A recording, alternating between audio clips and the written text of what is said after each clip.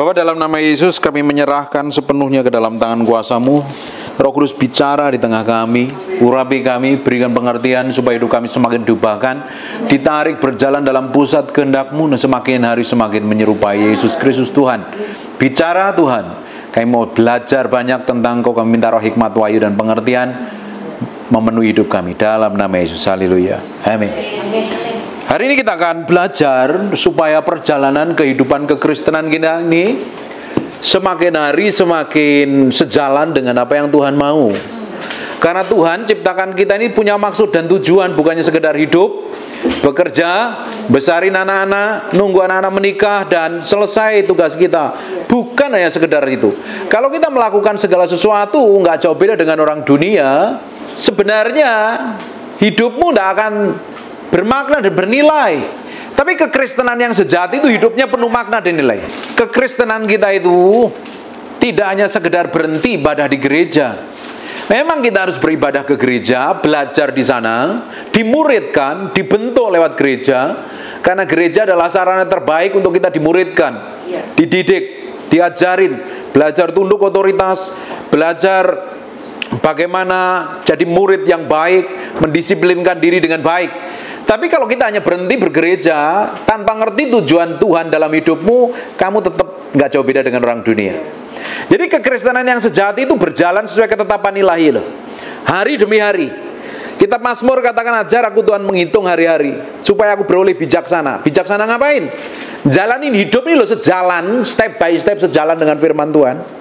Bapak Ibu, kalau hidupmu, bapak-bapak, ibu-ibu nih ya, bapaknya saya aja.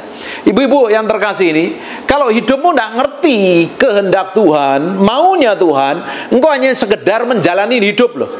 Bayangkan kalau hanya sekedar menjalani hidup, jenuh, membosankan, nggak tahu apa yang harus diperbuat. Nanti kalau jenuh, ngerewel, komplain, gerutu, dan lain sebagainya. Padahal hidup kita ini selalu setiap hari mau dibawa Tuhan naik level yang berbeda. Dalam pengurapan yang berbeda, dalam hikmat yang berbeda, dalam pengaruh yang berbeda. Kira-kira tambah bernilai enggak hidup kita? Memiliki dampak apa tidak? Hidup kita harus punya dampak. Tambah hari. Saya komitmen dengan istri saya. Mulai beberapa tahun yang lalu sejak kami mengalami proses peremukan yang hampir nyawa saya hilang, kita komitmen mau habiskan waktu hanya untuk nyenengin Tuhan, nggak ada yang lain. Kita udah nggak punya cita-cita, kita nggak punya keinginan, dan kita udah nggak punya kerinduan apa-apa lagi. Kita hanya pingin habiskan waktu hanya nyenengin hati Tuhan. Lewat apa? Apa yang saya perbuat, apa yang saya katakan, apa yang saya lakukan. Kita hari ini harus belajar ngikutin ritmenya Tuhan, caranya Tuhan, sampai garis akhir kita finish well dan finish strong. Selama kita tinggal di bumi ini, Tuhan mau kita ini berhasil dalam segala sesuatu. Amin. Alkitab katakan, apa saja yang kamu kerjakan, Tuhan akan buat berhasil kok, dalam segala hal. Kita berhasil di muka bumi ini loh. Di surga kita nggak perlu berhasil, karena di surga kita memerintah bersama Kristus. Justru bagian kita selama tinggal di muka bumi ini, kita bertanggung jawab dengan segala sesuatu yang ditetapkan dalam hidup kita masing-masing berbeda. Ibu tadi dipakai Tuhan untuk memenangkan suaminya, itu harganya mahal, itu tidak mudah. Korban perasaan, mati daging, pikul salib, sangkal diri kok, jerit-jerit kok. Nah kalau kita ngerti itu kan kita nggak akan ngeluh. Kenapa kok kita ini seringkali ngeluh? Kenapa kok kita seringkali komplain? Kenapa kita seringkali nggak jelas, nggak punya pengharapan? Karena kita nggak tahu tujuan hidup kita apa. Hanya jalani sekedar hidup, tapi ketika dihadapi tantangan kita akan komplain dan jerit. Bapak Ibu, kita dipanggil untuk menjadi serupa segambar dengan Tuhan. Katakan amin. Amin. Tujuan utamanya manusia diciptakan itu serupa segambar dengan Tuhan. Karena setelah Adam dan Hawa jatuh dalam dosa, gambar dan rupa Allah itu rusak. Makanya sampai hari ini kan masih kita perlu pikul salib sangkal diri kan. Karena kita masih pakai pola pikir dan cara pandang serta prinsipnya dunia. Dan kita rubah menjadi prinsipnya kerajaan Allah. Dan dibutuhkan pikul salib, sangkal diri, mati daging setiap hari. Amin. Apakah enak? Tidak enak. Kita dipanggil bukan untuk lebih cantik dari orang lain. Harus operasi ke Korea, mempercantik diri, tiap hari mandi skincare. Bukan untuk lebih cantik dari orang lain, bukan untuk lebih keren, bukan untuk lebih pintar, bukan untuk lebih hebat, bukan untuk lebih urapan. Kita mesti tahu panggilan hidup kita. setiap orang sama, menjadi serupa segambar dengan Tuhan. Baru setelah kita masuk ke sini, baru kita genapi panggilan masing-masing yang Tuhan tetapkan dalam diri kita. Amin. Bapak Ibu lihat, semua sidik jari kita ini tidak pernah ada yang nyamain, artinya kita tuh handmade loh. Special edition. Ibu-ibu tahu nih yang suka barang-barang mahal, special edition itu mahal sekali kan? Betul apa enggak? Kita diciptakan spesial. Tuhan punya maksud dan tujuan setiap orang berbeda-beda dan kita harus genapi ini itu. Suatu hari kita akan bertanggungjawabkan di hadapan Tuhan. Bayangkan kalau kita ngerti tujuan Tuhan masing-masing dalam diri kita, bahasa kerennya, bahasa Alkitabnya itu visi Tuhan yang ditaruh di dalam diri kita masing-masing berbeda. Dan kita genapi, dampak hidup kita itu powerful. Bukan sekedar jadi woman biasa, tapi kamu jadi woman extraordinary, memiliki pengaruh, memiliki otoritas, memiliki dampak. Jadi orang Kristen bukannya sekedar datang ibadah, tapi kamu mempengaruhi di setiap kamu ketemu orang. Bahkan bisa membawa banyak orang datang ke gereja untuk diubahkan. Amin, jadi berkat. Tapi kalau kita nggak ngerti, ini jadi trouble di mana-mana. Sekarang kita akan lihat di Galatia pasal yang kelima, mulai ayat yang ke-16. Maksudku ialah hiduplah oleh roh, maka kamu tidak akan menurutin keinginan daging. Hidup oleh roh, artinya hidup kita dipimpin oleh kehendak Roh Kudus. Amin. Setelah kita mengalami kelahiran baru, Galatia 5 ayat yang ke-16. Setelah kita mengalami kelahiran baru, yang dirubah, yang diperbarui pertama adalah manusia roh kita. Galatia 6 ayat yang ke Galatia 5 ayat yang ke-16.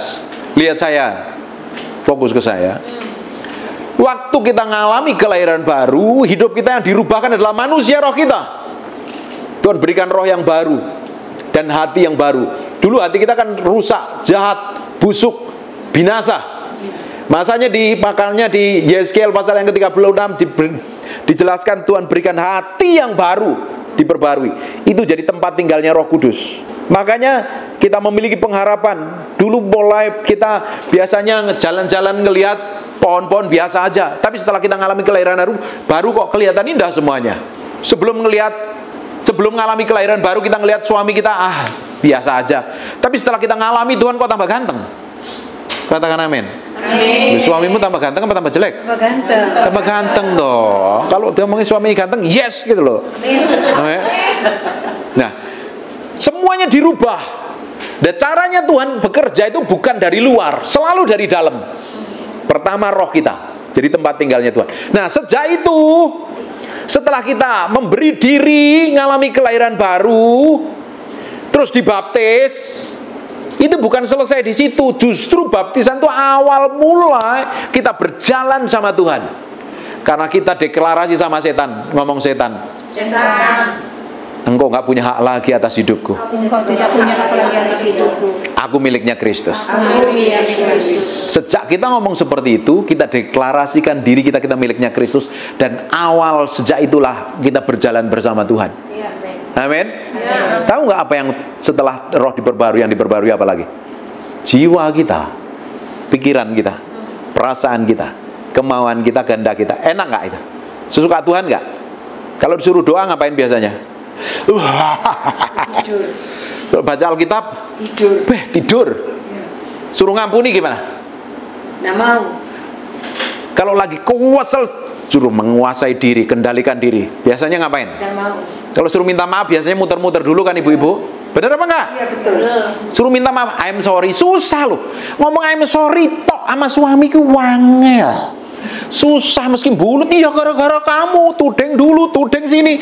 Baru kalau udah mentok suaminya nyerah, ya aku sayang sama kamu, ya aku sorry ya. Tapi masih tetap membela diri. Tahu nggak di mana itu? Di area jiwa, perasaan, kehendak. Makanya Roma pasal yang ke-12 katakan, berubahlah oleh pembaruan budi. Budi kita diperbarui waktu belajar firman seperti ini. Waktu kita belajar firman itu, cara pandang kita yang salah, pola pikir kita yang salah, pengertian kita yang salah, yang kita selama ini dipengaruhi oleh nenek moyang kita, didikan orang tua kita, didikan lingkungan sekitar kita, pengajaran-pengajaran nenek moyang, atau apapun lah pengetahuan yang tidak selaras dengan firman. Waktu kita belajar firman ini kan diselaraskan. Daging teriak kan? Betul apa enggak? Betul. Sering jerit kan rasanya, Tuhan aku ikut Tuhan kok rasanya kayak begini. Aduh. Saya bilang sama istri saya, kita ini melayani Tuhan, urapan kerja, setan kabur, kok Tuhan sering bawa ke pinggir jurang terus, kok rasanya ini berharap terus-terus ini piye toh Tuhan. Sekali-kali diarah ke padang rumput yang hijau. Saya bilang, istri saya bilang, kok begini ya ikut Tuhan, bagus, jalan terus. Seringkali kita ikut Tuhan bulet kan, berbelit-belit apa enggak? Doamu langsung dijawab apa berbelit-belit? Bulet, muter-muter nggak jelas kan kadang seringkali. Kebentur tembok kan? Itu caranya Tuhan tahu menyelaraskan pikiran kita. Karena pola pikir kita ini tidak selaras dengan Tuhan. Dan kita perlu komitmen menyelaraskan ini. Yakingmu akan teriak. Betul apa enggak? Perhatikan. Di ayat yang ke-17 ini dijelasin begini. Sebab keinginan daging berlawanan dengan keinginan roh. Roh penurut daging lemah. Suruh doa ngantuk, suruh ngampuni, cari kambing hitam. Kalau suruh makan cepet. Itu daging tuh. Makan kepiting sos padang. Waduh. Makan yang enak-enak daging langsung yes kan. Terus dikasih uang belanja lebih gitu, ditransfer suaminya, lihat account banknya nol yang gelinding banyak itu. Aku I love you, cintaku, negeriku, rayon pulangku, thank you ya, aku sayang sama kamu. Kalau daging itu maunya kan yang enak-enak terus kan?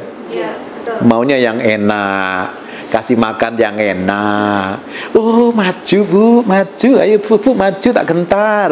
Ayo bu, terus ya rajin melayani. Waktu ditegur, daging mau ngapain?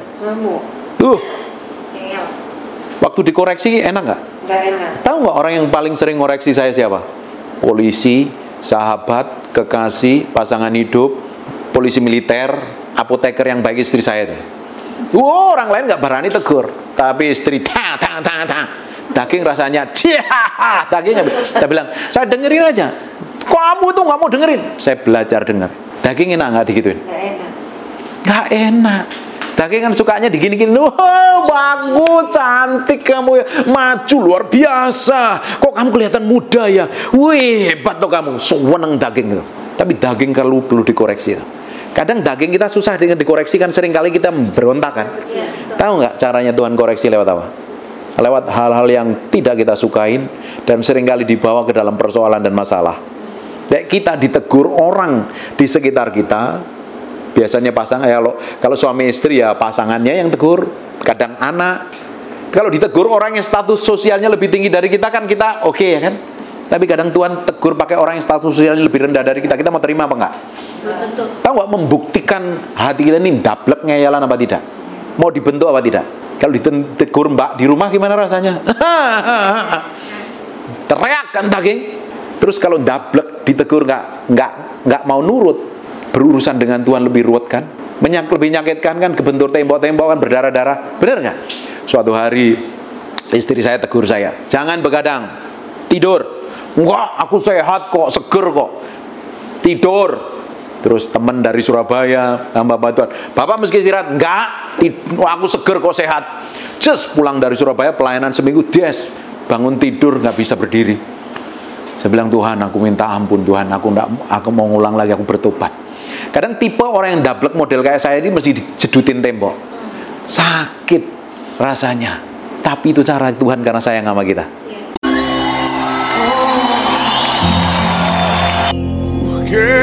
Ada orang-orang tadi, ketika engkau merasakan kuasa Tuhan, angkat tanganmu. Angkat tanganmu. Maju ke depan. Roh Kudus, aku mau buktikan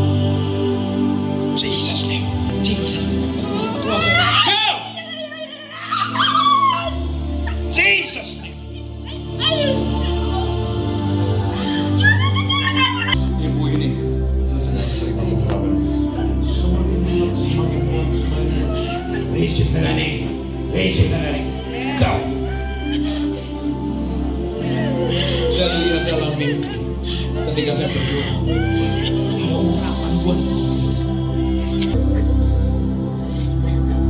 Kuasanya power. Receive the